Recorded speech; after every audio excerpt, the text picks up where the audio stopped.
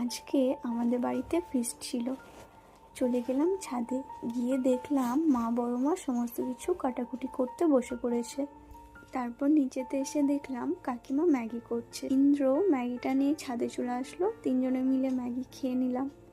খাওয়ার পর আমাদের তো আর কোনো কাজ নেই বসে বসে দেখা ছাড়া। আমরা এদিক ওদিক ঘুরছিলাম আর দেখছিলাম কি করছে সবাই। দেখলাম কাকা এদিকেতে সমস্ত কিছু আয়োজন করে ফেলেছে, গ্যাসটাও জ্বেলে দিয়েছে, রান্নাও বসিয়ে দিয়েছে, সমস্ত কিছু ভাজাও কমপ্লিট হয়ে গেছে। বড়মা হঠাৎ করে বললো যে নিচে থেকে চা করে আন। আমি চলে আসলাম, চা করলাম, করার পর সবাইকে দিলাম। বড়মা মুড়ি মেখেছিল, চায়ের সাথে সবাই মিলে সেটা খেলাম। হোম থিয়েটারটা নিয়ে চলে গেল ভাই, খ্যাপা নাচছিল আর প্রচুর মজা হচ্ছে। মজা ছাড়া আর কি করব। এদিকে কাকা চালও ধুয়ে রাইসের চালও বসিয়ে দিল। আর হ্যাঁ, বলাই তো হলো নাকি ফিস্ট হচ্ছে, ফ্রাইড রাইস আর চিকেন কষা। আমি ফার্স্টে টেস্ট করলাম, সুন্দর হয়েছে আর খুব এনজয় করেছি ফিস্টটা বাড়ির সকলের সাথে মিলে, ভালোভাবে কেটেছে।